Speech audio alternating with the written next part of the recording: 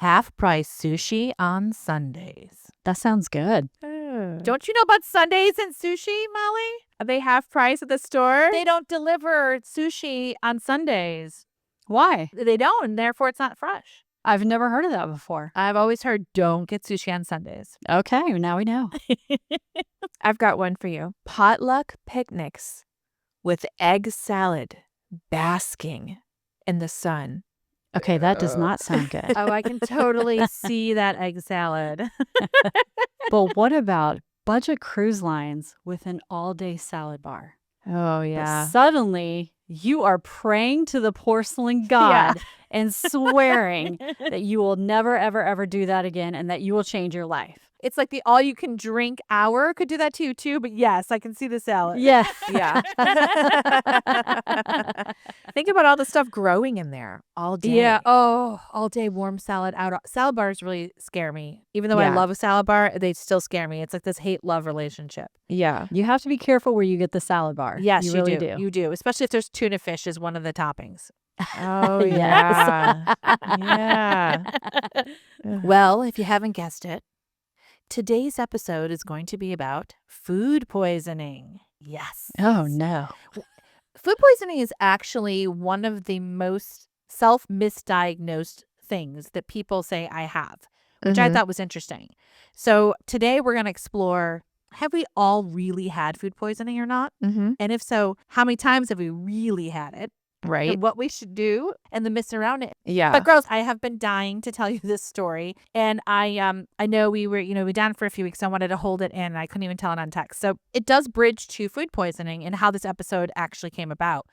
But I want to start with what happened on Halloween. So as you know, well, Jenny knows, and I can't remember, Molly, if I told you, I and my husband, Brian, had the dumb idea of having 2 Halloween parties in one day, the day after Halloween. Why would you do that? Exactly. That's like torture.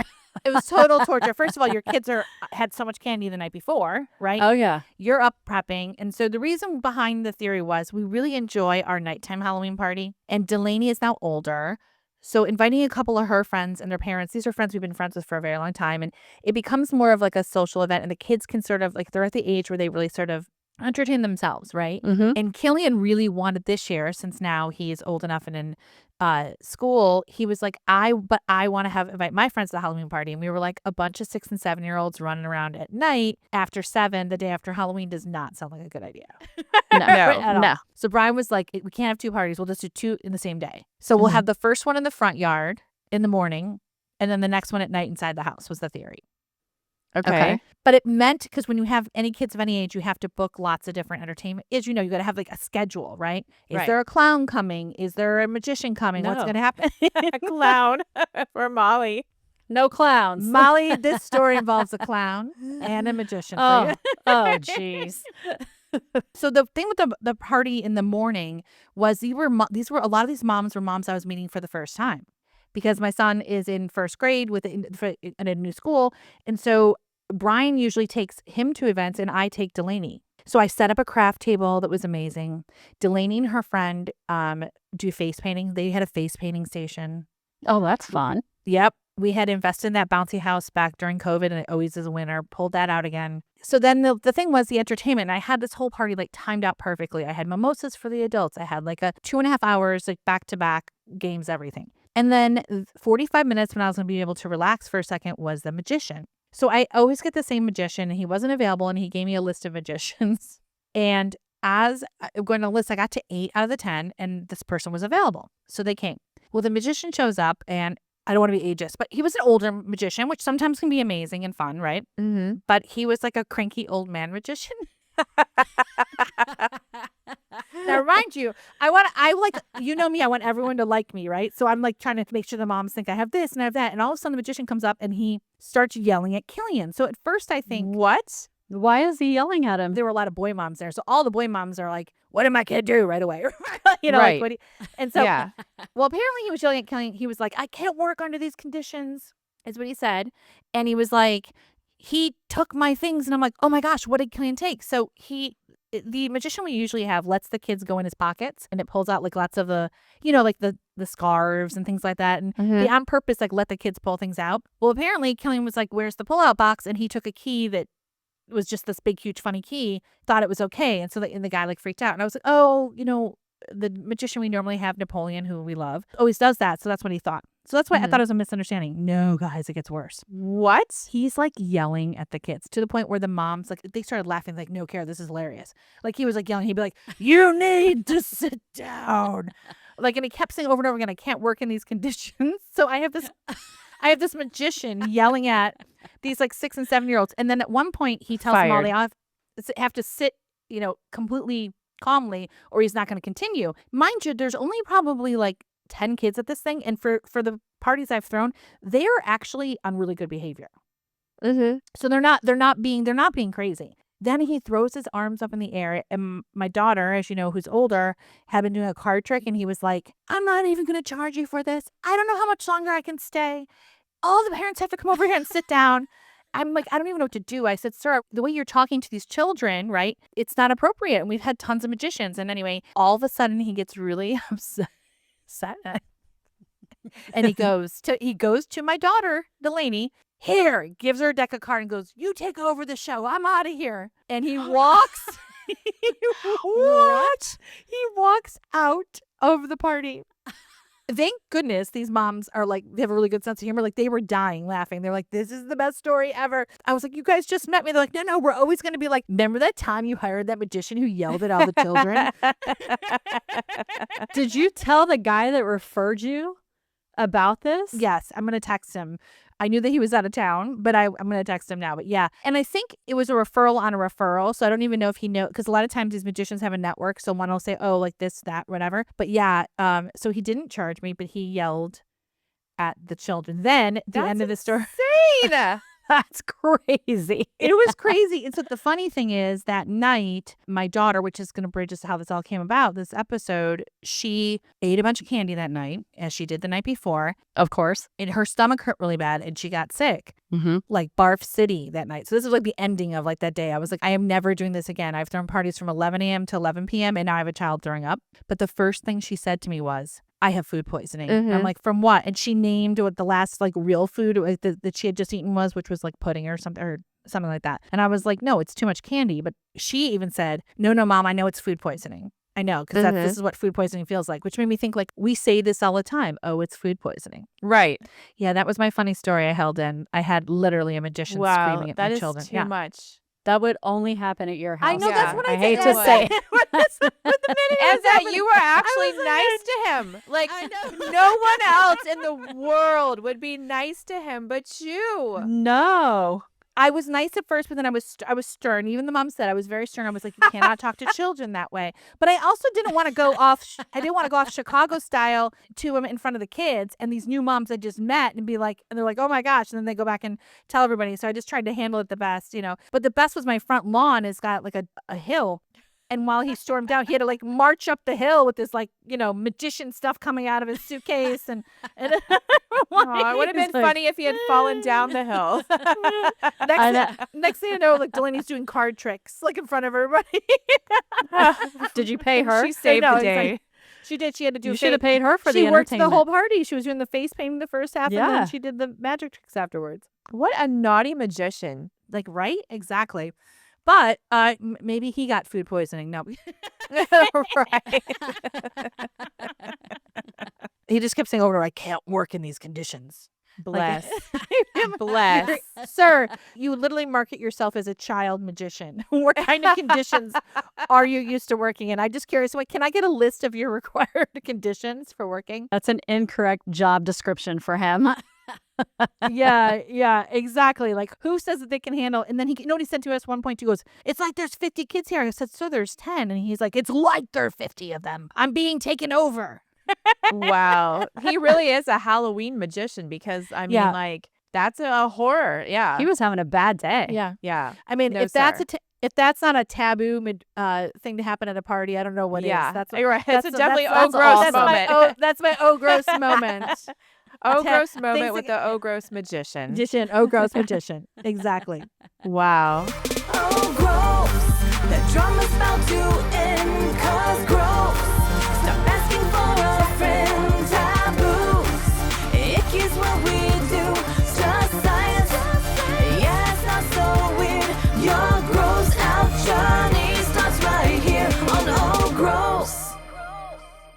Well, welcome to Oh Gross. We tackle topics most people shy away from, like parasites in your sushi. I'm Kara Kurtz. I'm your host, and I happen to be a crime journalist and investigative producer. And I'm Jenny, your co-host and scientist specializing in biology, alongside my bestie, Molly. It's Molly. Now we're bringing in the experts, so you'll never have to say again, I'm just asking for a friend. Oh, gross. Welcome back to Oh Gross. And once again, this episode, we are talking about food poisoning. Ew. Yeah. Ew is right. Ew is I right. think we've all been there. We all have been there. And if I remember correctly, Molly and Jenny, you both have some pretty outrageous stories. I mean, I Together. think I've had yeah, if I remember what. Together. Yeah. Yeah, together. Exactly. So we can't wait to get into that with Dr. Steve. So without further ado, let's talk about the favorite subject of the holidays. Any holidays, even Halloween, all the way Halloween to maybe Valentine's Day, depending on how your relationship's going and where they take you out to eat. And Dr. Steve, join us. Dr. Steve. Dr. Steve. We need to make him a little theme song. I know, right? It's Dr. Steve. That was a Debbie Gibson song. Electric Youth. It's Dr. Steve. Hello. We were just singing you a theme song. Uh-oh. Yeah, it was a theme song and we were coming up with lyrics that have to do with food poisoning. Yes. Well, it's that time of year again, salmonella season. So Oh, great. It's the season for salmonella. Salmonella. Well, Dr. Steve, we have so many things to jump in with you, and also we're excited to also find out if some of our personal stories were food poisoning or not, because sometimes, as we know, it gets misdiagnosed or self-diagnosed. for sure. But, this whole conversation came about because even my daughter, who's in 6th grade, was convinced and told me after eating too much Halloween candy, because I think that's what really happened, when she threw up, that I have food poisoning. It wasn't the fact that you didn't stop when I told you and I found all those wrappers in your room. I'm sure there's a lot of that going around right now.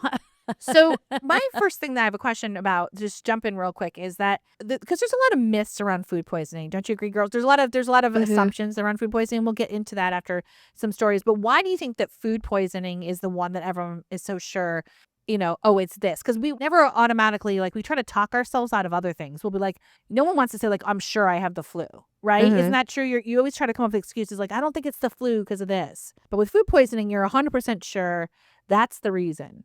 I think part of it is that actually being poisoned by the food is more socially acceptable at the bridge game than I contracted a fecal oral transmitted viral infection.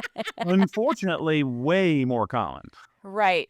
Right. You don't want to blame the poop from not washing your hands enough in the bathroom of the restaurant, right? Right. Socially acceptable or not, that's the truth. Yeah. You don't want to blame the poop, right? You literally rather blame the place that made the pupusas. Yeah. Or your exposure and to it. That's right. Blame it on the poop. Yeah. Yeah. That's really funny. You're right. It is more socially acceptable to be like, oh my gosh, I got food poisoning from this place than, oh my goodness, I didn't wash my hands well enough in an airplane bathroom. Aunt Gladys poisoned me with the turkey. It sounds better. So I'm going to ask you some questions, and if you can answer it. Okay. Can we tell if food is unsafe just by looking at it or smelling it for sure? Frequently not. I mean, it's not like it typically smells bad. Or I mean, if you leave something in the refrigerator for 2 weeks, of course, you might get a whiff of a problem. But a lot of times it can be quite difficult to tell. And remember that in truth, I mean, food poisoning can be defined as getting sick with nausea, vomiting, diarrhea, fever, even other kind of things from exposure to foods. It can be from viruses, bacteria, parasites, other things. But at least a half is from norovirus. 2/3 are not Right. related to the food. Only about 1/3 of food poisoning is food poisoning. It's really not as common, and people don't realize that. It's really the truth. It's who you sit next to, who prepares the food. You invited Typhoid Mary or Typhoid Monty. That's a lot more of a problem, at least on average, than it is the particular food that you happen to eat. Maybe that's what happened to us, Molly. When we got sick, we thought we got food poisoning from crab one time. We were at a restaurant and we ate crab. And we really did think it was food poisoning. We were so sick. We were so sick. coming Oh out my of both gosh. ends. And maybe it was norovirus? They really can. You can have things like Vibrio and some saltwater fish that can make you really, We really learned sick. all about Vibrio, Dr. Steve, remember? Mhm. Yes. Some seafood stuff can be especially difficult. But sure, I mean, if you just play the odds, if you're going to Vegas on this, it's going to be the person that made the meal is going to be more likely statistically than the food. But obviously, a third of it And you really. both would still get it if you ate at the same place and it was from Right. the person who made the meal. It happened really fast. I think that's why people sometimes think it's food poisoning True. because I mean, it happened to us within like 2 or 3 hours. It was so quick. We were so sick. That was going to be my next question, Molly. I've gotten really violently sick before, and then people have said, no, with food poisoning, it happens right away. And then I had someone else tell me, no, that's not true, because the one time I do think I had food poisoning in New York, it was actually several hours, almost like a full day until I got, really violently ill. And I remember when I went to the urgent care and I was like, oh, but it could be food poisoning because it's been 24 hours. And they were like, not necessarily. So is there a time frame, or is that like a myth, or to kind of gauge it if it is food poisoning or not? Well, interestingly, the really rapid things can be from preformed toxin. Ooh. And so the classic example is more kind of summertime. You're at the picnic around, and some milk or mayonnaise-related products, they'll have staph germs in it, and they'll make a toxin. And you eat that stuff, and you'll get sick within a couple of hours. And Okay. it's really more vomiting than diarrhea, but you can be sick for hours to a day or so, but it's pretty soon after eating compared to other kinds of food poisoning. And it's very impressive. You can get sick, abdominal cramping, and a lot of throwing up within a couple hours of eating the food. So there's different types of food poisoning. Yes, absolutely. Salmonella, Shigella, other things can take a day easily.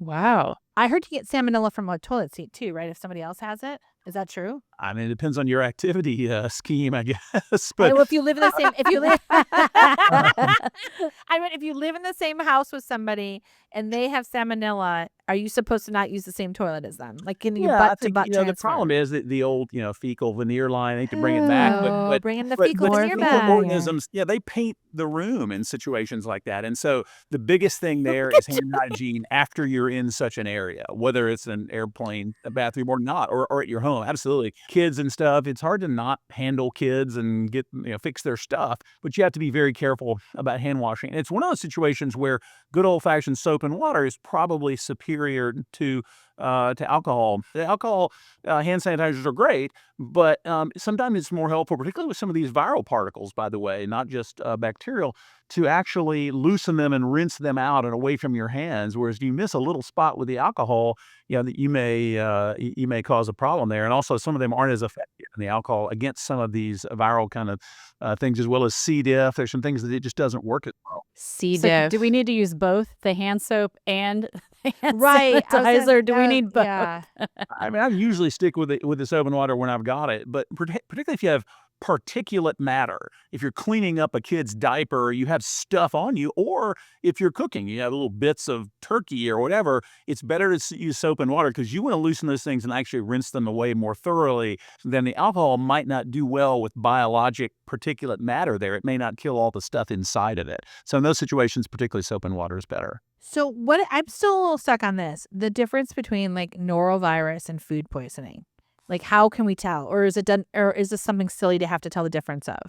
Well, a lot of times you can't tell the difference. And there's some reasons why it's not as important, because food poisoning could be defined as someone contaminating the food around you who has norovirus and basically, pass the norovirus with the whatever dish that person is passing around. Because that almost happened to me. Oh my gosh.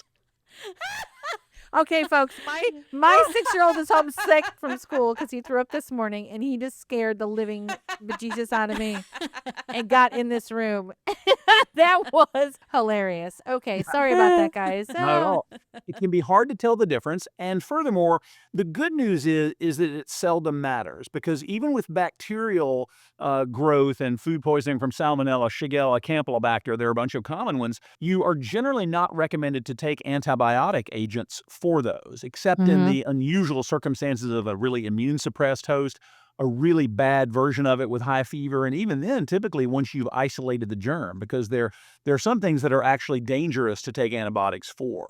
Okay. For example, Oh. salmonella, it'll increase the length of time that you shed it and thus can give Oh. other people. Oh, And gosh. it doesn't help that much symptomatically. And then finally, this Shiga toxin associated E. coli, the old Jack in the Box E. coli cases that everybody worries Never about. forgot that. I still don't eat Jack in the Box.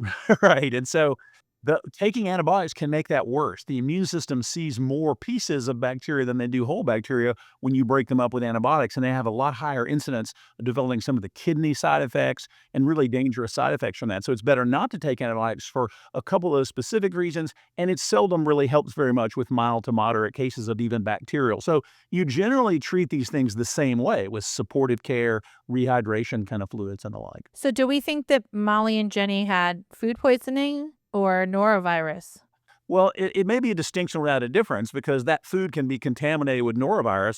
So food poisoning would kind of You're still poisoned. viruses contaminating that just like they can bacteria. So I think we need to write a song for fecal veneer. I do too. And that can be Dr. Steve's theme song when he comes on. I've had worse, I suppose. Okay. Well, I know. Me and Brennery started writing fecal veneer lyrics down because that was so funny. And we have a new one to add today. Painting the room. Painting the room. Painting the room. I love this. Okay. So a lot of people I read, actually the most common place you get food poisoning is from your home, not necessarily a restaurant. Is that true that you more commonly can get it than eating out at home?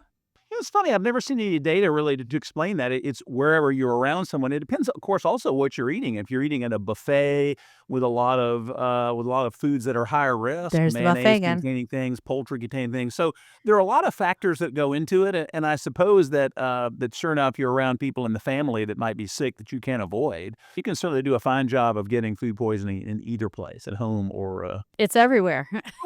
crunch all you want. We'll take more kind of thing. Yeah. Yes, the salad bar. The salad bar is like we were saying, it's a love-hate relationship. Who doesn't love a great salad bar? But like Molly was saying, you got to be careful where you go because we all know it's a Lot of stuff. culprit. And here's a pro tip for avoiding it at home. Don't ever let the preparer of your buffet at home be a reptile owner because they're heavily colonized with salmonella. Reptiles are. Salmonella. Pet turtles, Yeah. iguanas, snakes. We don't let people have organ transplants if they keep a reptile as a pet. They have to get rid of it. I had a serious near fist fight with a poor man with a giant tortoise, and it was the tortoise or me, and it was ugly. But so you could Wow, that's higher interesting. colonization with salmonella in people who have reptiles as pets. Yeah, I remember I had 2 turtles back in the day because I was trying to be cool in my 20s and I didn't want to I wasn't ready for a dog yet. So I was like, I'm going to have 2 turtles in my hip. And I remember that was a big thing that with the salmonella and like making sure especially if you're around like older people washing your hands more and things like that and not having the turtles out. Hopefully you were a good hand washer during those I was a years. good hand washer. I was only a turtle mom for a short term. That's another Oh Gross episode. Speaking of the person who's preparing your buffet, let's talk a little bit about when we wash our food. If something has something, can I wash it off? Yeah, you can certainly decrease the counts of viruses or bacteria that were involved there. As important as that, though, is keeping raw stuff away from cooked stuff. So having separate cutting boards is Yeah. probably more important than wash, because you're not going to get rid of all of it by washing it. Right. And some of these germs have a very, very low infectious dose. That is to say, it does not take many viruses or bacteria to cause disease in somebody. So you're not likely to outwash your chicken, raw chicken. It's just better to have a separate area and cutting board for those kinds of things that aren't going to contaminate the already cooked stuff that you're chopping up and ready to serve. That's a big problem in kitchens, particularly when big meals are being prepared, lots of family members. And if my chicken has salmonella and I cook it, it'll be fine. Yeah, absolutely. You absolutely cook out, and that's part of that's So why am I washing it? Because the washing is more dangerous than the cooking. Because of the well, sink. to be sure, you want to be careful that you don't spray things around. So it's true. Right. I mean, I'm saying like, but why do we wash chicken then? Like, if it's going to cook off, if the washing is more dangerous than the other thing, that's why I'm wondering, like, what am I washing off? yeah, so it depends on technique. It's true. It's not just salmonella you're washing off and other bits of things as well. But I think you're right. I mean, keeping those raw things separate is more important than any technique or how much you wash it. And of course, cooking it to the right temperature. cooking poultry at 165 degrees will keep you from getting salmonella and the stuff down in the middle. You want to make sure it's cooked through to 165 degrees because that's the temperature. And while we're talking about temperature in general of food, it's important to, the old saying, keep hot stuff hot and cold stuff cold. And why Right. is that? Well, and the typical range that we talk about is between 40 and 140 degrees. And that's why the refrigerator is at 37 or 35 degrees, because bacteria take off and make copies of Right. themselves much more aggressively and rapidly between 40 and 140 degrees. So that's why you want to keep the stuff that way, and you don't want to leave it out on the counter more than a couple of hours to give those bacteria ample time to start replicating in large numbers and making either toxin or just making a lot of themselves to potentially infect people. You got to watch out for rolling the rice at Thanksgiving, as we learned last year. You got to be careful with that rice. Don't roll the rice. Yeah. Well, Yeah. one of those toxin ones that we talked about, I mentioned staph with some of the mayonnaise-containing stuff. Another one is fried rice. It's a classic one called Bacillus cereus, and that's a Yep. germ that frequently is in fried rice, and it will cause the toxin-mediated. Be serious about it. Yep. Be Be serious, serious. that's We learned that serious, last yep. year. Yeah. And it'll Yep. happen in 2 or 3 hours after you eat it. You can get pretty sick from it. I know. And I still I know Jenny and I think Molly too don't eat reheated rice more than a day. And I'm like, I still push that 3-day thing, even after all the episodes we did on the rice. I make sure Tara, I stop that. I make sure that it gets room temperature and then heat it in the vice versa. But I mean, I don't know, man. I'm rolling the rice. I'm still rolling the rice. I don't go past 3 days. Yeah, and so refrigeration duration is another kind of important thing, and you don't want to keep things in the fridge for more than about 7 days or so for most things that you have already pre-prepared. Even when you cool them quickly, as appropriately, use shallow dishes so they don't cool so slowly that bacterial toxin and stuff can build up. So you don't want to go forever. Now, we all fudge that a little bit, I'm pretty sure, and usually that's Right. directly proportional to how much you really want it when you see it in there. If it's Right. 8 or 9 days old, kind of everybody does that. Ugh. But when Yeah. you see the 9 days old. the 2021 Jenny's salad passed dressing out. probably needs to go, though. It's, Yeah, no salad dressing. Well, but I'm going back to the chicken, guys. I'm sorry. I hate to be a dog with a bone, but okay, we don't wash steak. Yeah. We don't wash all these other meats that are raw. And the reason why we wash technically chicken, I always thought was salmonella, but if salmonella can still be on the chicken after I wash it, and washing the chicken is going to cause this salmonella plume, as you like to say, that's your favorite pluming effect of painting the room with Painting the salmonella. room, yeah. Right? I feel like should we be advocating for no chicken washing? Or is there something I'm missing besides technique, like you said, you're cleaning the chicken because the way you want to prepare it? Yeah, I mean, I think that there's a lot of variability in that, and there may be fine rules of chef maneuvering that I don't know about, but in general, you will cut down the bacterial load. Now, the thing about steaks and such is that there are bacteria on the very surface of that stuff. There's not really much in the inside on a steak. If you take a fillet or something, the inside of it is clean. That's why rare steak is just fine okay. as long as you sear it on the outside. Chicken has a little bit more bacterial load on it and things like salmonella. But remember, that's why it's so important to cook ground beef to a very high temperature, because if you don't cook it to 160 or so degrees, in ground beef, you're taking all those bacteria on the surface of the steak and grinding it down into the middle of it. So that's the problem. Ordinarily, you can eat a steak that's very rare. I mean, people do the tartare thing, and that's whatever suits you. But you're fine with rare steak. Rare chicken, not so good. But ground beef needs to be cooked through and through, and that's why people. Because it's all mixed together, the you outside mix and the the surface inside. bacteria down into the center of the patty, so you've got to cook it through to a Don't do raw or rare hamburgers. That's not a good plan. Oh, right, because it's all mixed together if you like to have it more rare. The Oh, surface my goodness. bacteria are ground down into the middle, so you have all those bacteria that are down in the middle, which is not true of a steak. It's all on the top because muscle itself is sterile. It's not infected down in there in the middle of a fillet. You can eat it rare. What about if it's a fancy burger from a fancy steak place and they're like, no. Well, they're not going to be fancy for long if they're giving food poisoning to people. So I meant like a Wagyu steak burger. Is that going to be different? You're saying still don't. there are do all the- kind of don't lines do I the could meat. use here, but Wagyu beef has just as much bacteria on it as other stuff. It turns out, even prepared carefully and traditionally. But any steak is going to have all that bacteria coating on the outside, and that's what you kind of want to avoid. But you sear a steak, and it's okay. You get rid of all that bacteria on the outside, and the inside is sterile. So steak tartare is good. Chicken tartare is not good. Oh, no.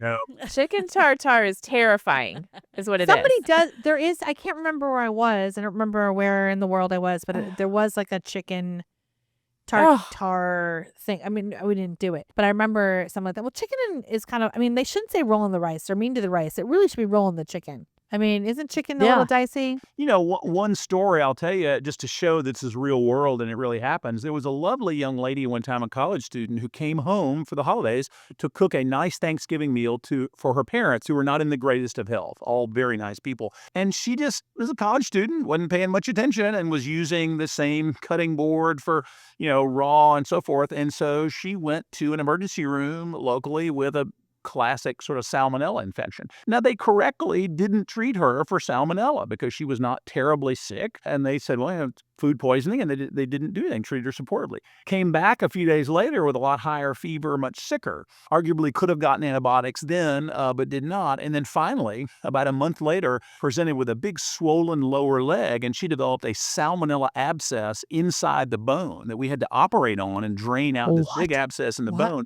All because she used the same cutting board throughout the whole process. Wow. And she eventually did okay, but it was just a horrible sort of kind of presentation, some days in the hospital behind it. So we do see these kinds of nightmare stories from these kinds of things related to food poisoning, to be sure. My eye just started twitching from that story. Well, we also all got, I don't know about you girls, but last year when we did the episode with the food scientists, I got rid of all of my wood cutting boards for cutting anything. I use aluminum or titanium, and I got rid of plastic for other reasons, obviously the microplastics, but I only use my wood boards now for like charcuterie and things like that. Only because- for that. Yep. Yeah. And it's just so hard to clean. Sanitizing is what Dr. Steve was saying earlier. Like, if you're going to rinse your chicken, then you better be really good at cleaning your sink.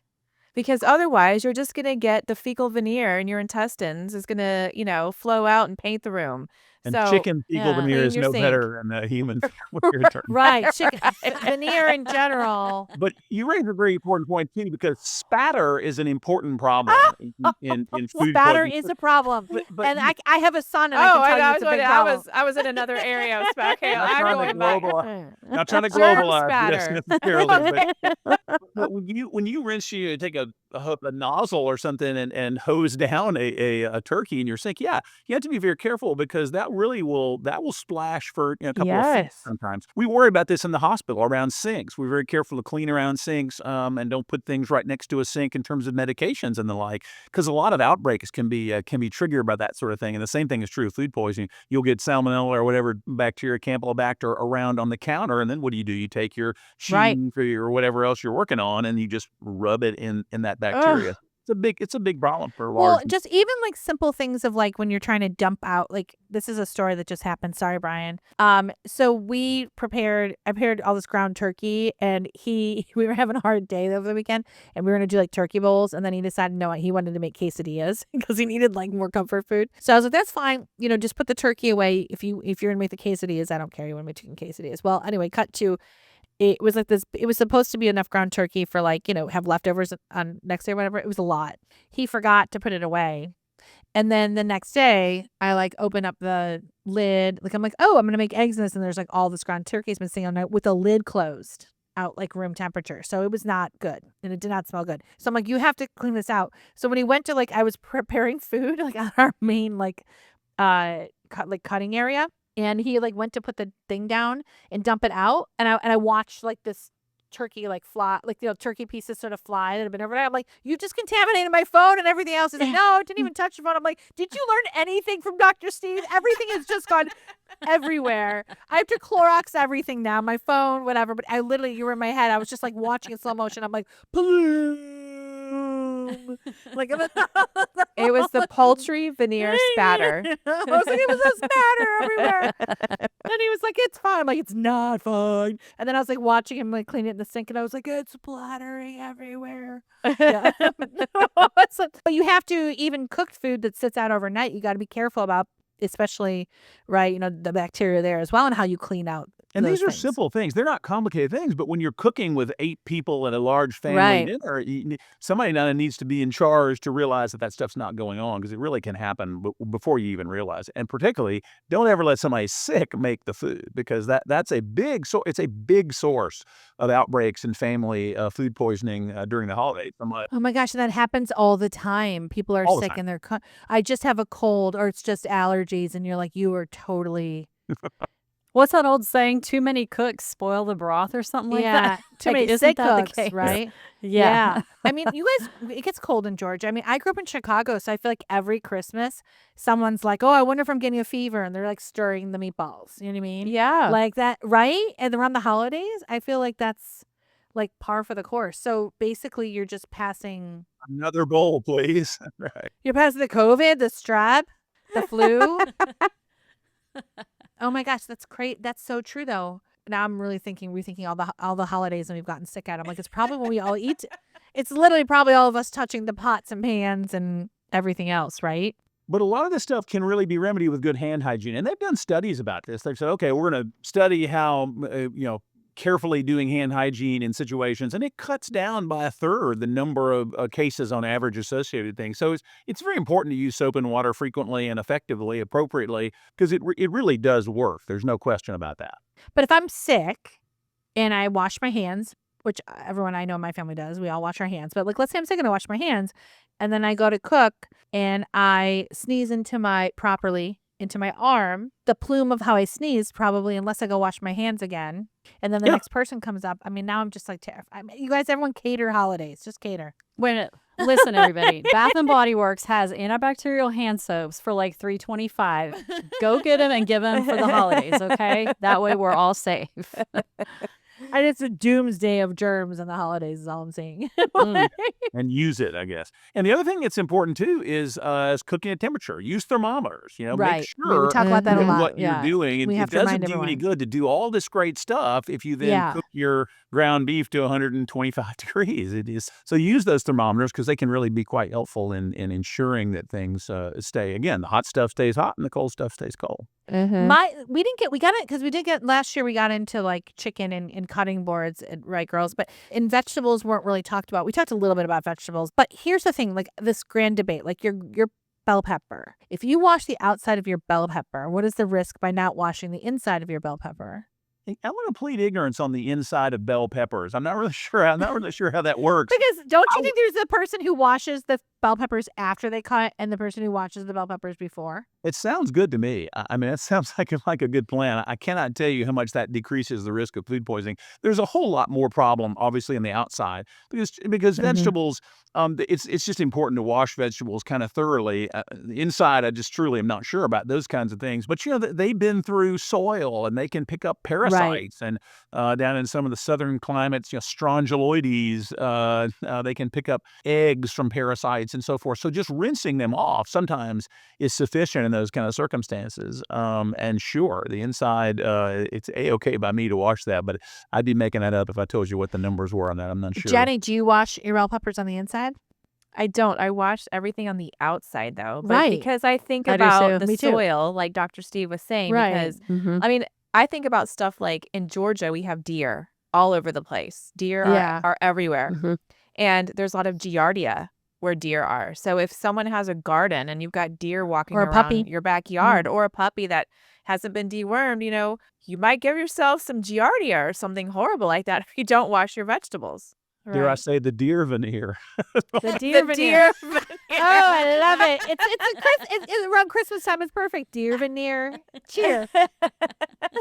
I mean, your dog can even think about not just a vegetable growing, but your dog can get giardia just from walking around in the yard where a deer has Right. been and then licking its paw. So if you don't wash your vegetables on the outside, there's probably millions of things that you could get. And that's an impressive illness too. There's a lot of diarrhea giardia. It can be quite impressive to watch. I don't like the way you said impressive illness. I've seen dogs with it, and it is quite impressive. Yeah. I mean, They you don't stop easily pooping. become outside dogs temporarily. Yes. It's not Yes. one you want. It's not one of the things you want to get. Oh, that's terrible. I mean, but the other thing too is that, okay, so like pre-washed vegetables. Where do we stand with that, Dr. Steve? I guess it depends on how much you trust your fellow man on that one. Yeah, I won't lie. Jenny's like 0. I have eaten pre-washed salad before, but it just didn't taste quite as good going down. Very Right. honestly. So it might have killed some products, but there's some product on it because it killed the other bacteria. Yeah, I'm Right. always a little suspicious of that stuff too. It always makes me a little bit nervous. I won't say I've Baby never eaten it carrots. without taking the time to wash it again, but I'm not a trusting soul about those kinds of things. Well, baby carrots too, aren't they? I think baby carrots are the most non-washed thing, right? That's what I can think of. Yeah. I think more people will grab baby carrots out of the bag and not wash them because they would, or accept the pre-wash in them. Which is gross because they're slimy anyway. They're slimy. They are You slimy. have to wash the slime You off. have to wash them. Yeah. Listen, how about the poison cucumber thing? I just realized all about that. The poison cucumber thing. What? Cucumbers and zucchini can get poisonous. Zucchini more so. That slimy thing. Every once in a Oh. while, it's called. Do you know what it's called, Dr. C? What a zucchini can give you that's poison? I'm not sure. Like I was washing my zucchini and the whole water got like fuzzy, right? So I panicked and I went down the Google rabbit hole and then found that there is, depending on how frothy it is, there is this weird thing where a zucchini can become toxic. But normally the reason why it's fuzzy is it's a little bit of that and you're just getting it off and it's no big deal. It has to be like a lot of like, almost like look like soapy bubble water. But yeah, and that sometimes I think there's something the cucumber skin too, which can be that way, but it's definitely like in zucchini for sure. It's like zucchini toxicity or something. Are you looking it up? Just look at this as containing Cucurbitacins? high levels of bitter tasting compounds that can cause GI symptoms such as nausea, vomiting, diarrhea, and abdominal. Yeah. I Your zucchini can poison you. I just found this out like last week. Wow. And I was like, well, I'm going to wait to talk about food poisoning and the zucchini deaths. I'm grateful if I have a patient with diarrhea tomorrow. I'll ask them if they overeat cucumbers. You should ask them if they wash their zucchini or not. Was not on my list of questions before now. So That's what I just said. Yeah, cucurbitacin poisoning. thank you, ladies. I Yeah, appreciate that. Cucurbitacin poisoning is rare but potentially fatal. So yeah, but I guess you have to eat a lot of it. So they said you can taste a tiny bit.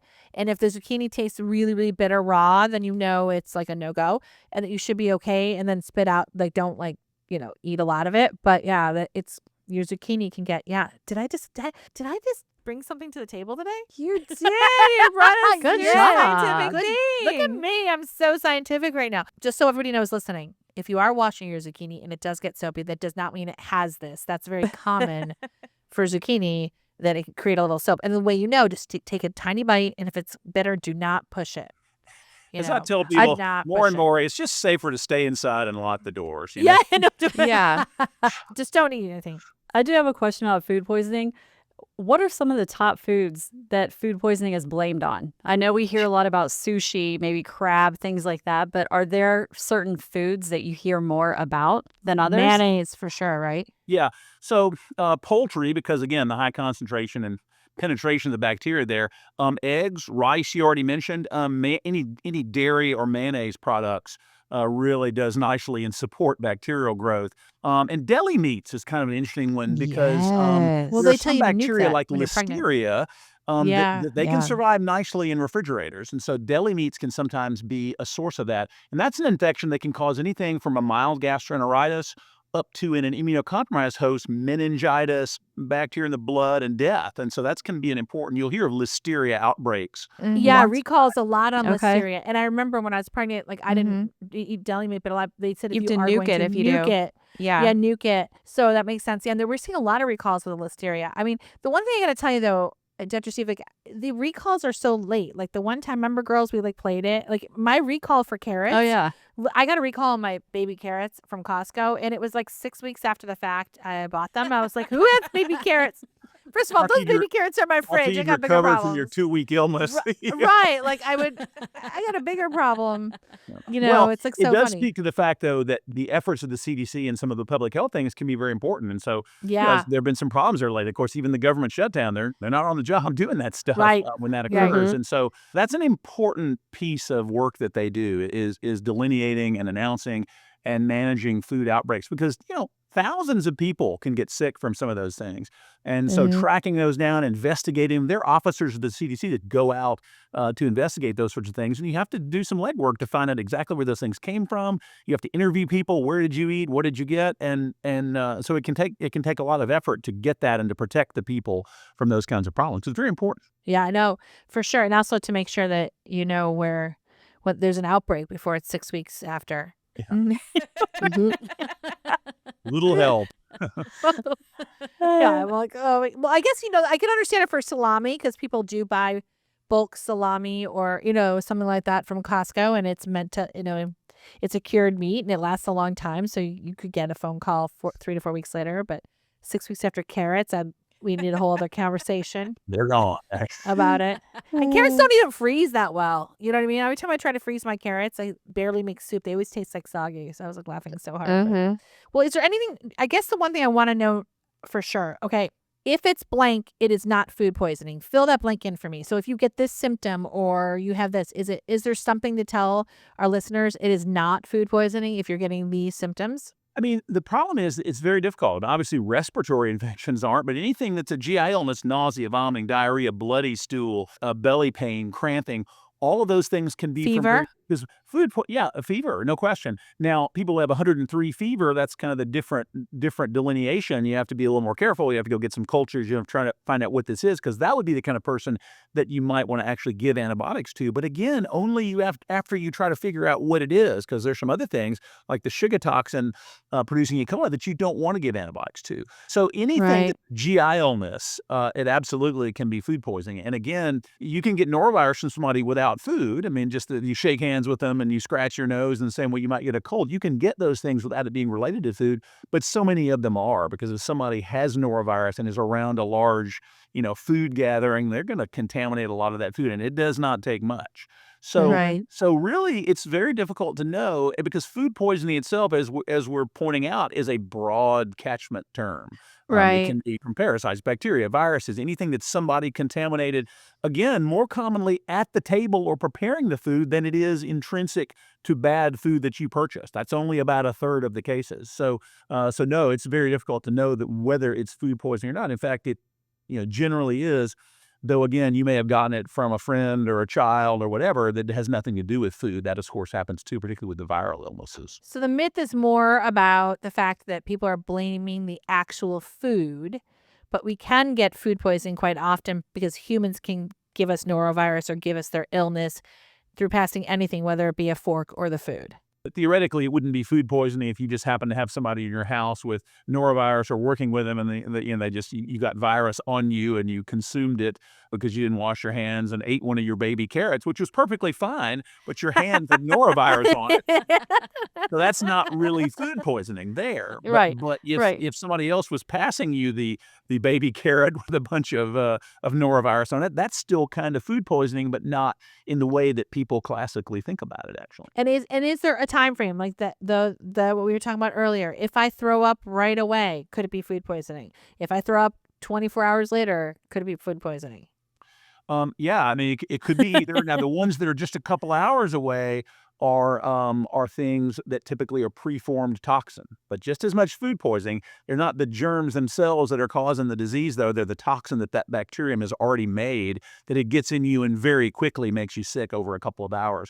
But so that certainly can be food poisoning. And then, of course, it can also be that you were around somebody yesterday with norovirus. That's the problem. Right, because that Not moves quick necessarily- too. I remember my wife and I, after having a lobster roll in Maine when we lived in Boston, it was probably 8 hours after we'd eaten this place in Maine. It was a neat little place, and we woke up about 3 a.m., and I forget which one of us woke up first. It's been 30 years ago, but one of them goes, I don't feel very good. My stomach's bothering me. I'm like, oh, no. And then about 15 minutes later, I said, uh-oh.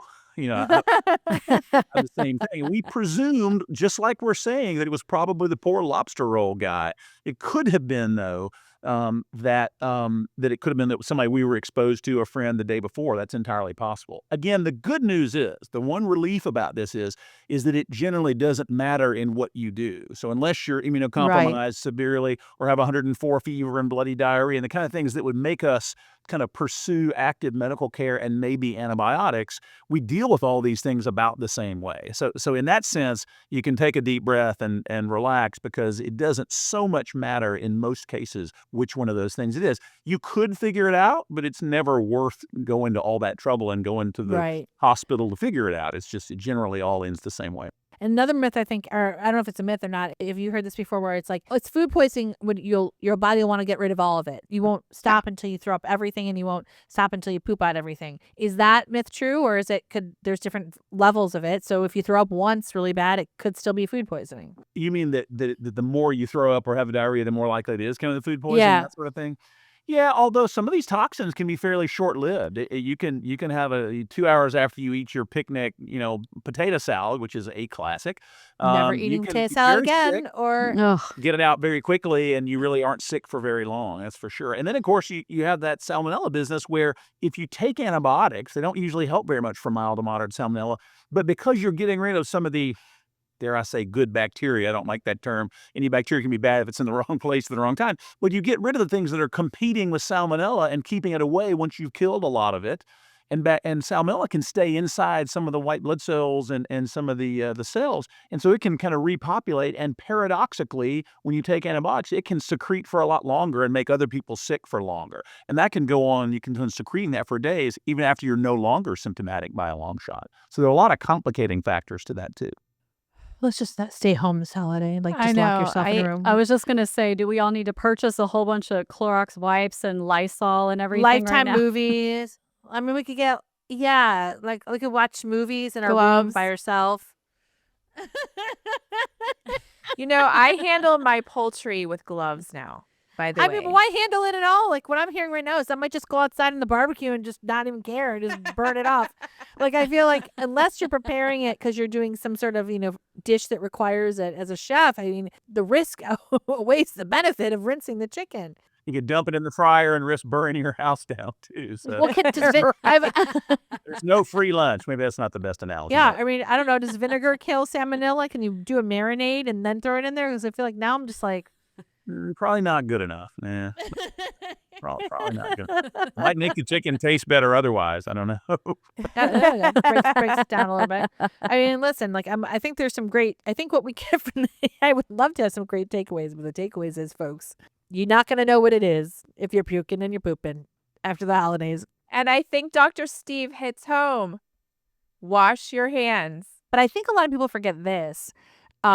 Wooden spoons should not be used either, right? For if you're cooking your meatballs raw, like, because those are gonna be difficult to clean too if you're handling raw meats or any sort of bacteria. So that's another thing. That's I look always at wooden hard spoons. when you make an omelet. The spatula gets contaminated when you first start messing with it, and then if you don't, just because the egg is cooked later on, the spatula is probably not cooked. People And forget. I totally forgot about that. And especially if you've got a bunch of Huh. people over and you're cooking breakfast or whatever at the holidays, I think people really forget about that. I mean, I've been having a real issue with looking at wooden anything lately. I'm just kind of like, ooh. But then you got to worry about what kind of pots you have, because you're not supposed to use metal on certain pots. Plastic is going to kill you with the microplastics. I mean, it's really a we're predicament. done for. Let's face it. I mean, We are. but if Dr. you- Steve, we need you to invent some sort of Jetson style sterilizing thing that we can just put our entire bodies under, as well as our pots and pans, all of our utensils. I will share the profits with you if I can come up with that. Yeah. Yes. I just threw out a wooden spoon the other day. I was like, I can't look at you. You're disgusting. You disgust me. And everyone gets sick of the holidays anyway, so whatever. No. Follow Dr. Steve's guidelines so Yes, that follow you Dr. will Steve. not paint the room. Yes, just Yes. wash your hands, separate your utensils. It's all gonna be fine. It doesn't. And what we learned this whole episode is it doesn't matter if you have food poisoning or not. So you're gonna treat it the same way. Once again, I leave this time with you, Dr. Steve, by thinking all about veneer.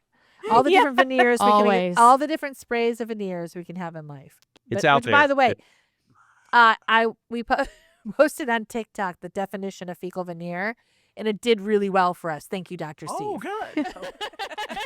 It goes well for itself too. Trust me, it works very well. This is a medical term. Yeah. And that's all I think about anywhere I go now. I'm like, where's the plume? Yes, it will serve you well in life. Yes. Where's the plume? Paint the room. Exactly. The world is covered in a thin layer of poop. Deal with it. Thank you so much once again for entertaining us, but also informing us and letting everybody Yes. know, like, yeah, just wash your hands, people. Yes. I know you have to go back to your real life and deal with patients and not poop veneer. Well, there's poop veneer in your real life every day, but hey. It's out there. Yeah. Terrified of your zucchini now? Well, that's okay. Just search Oh Gross on Spotify and hit follow, or search it on YouTube and hit subscribe. It'll all be okay.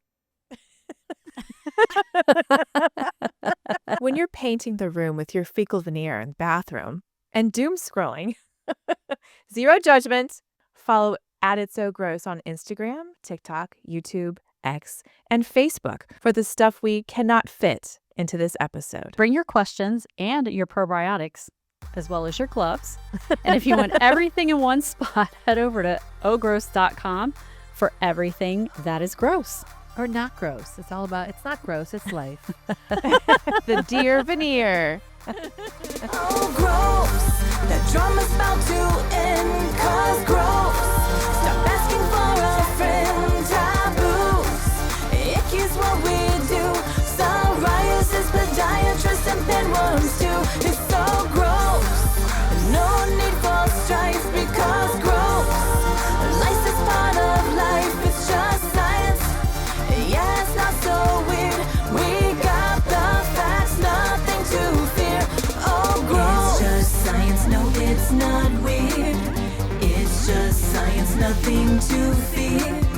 It's just science, so wipe those tears. It's boogers and Russian, that's sticky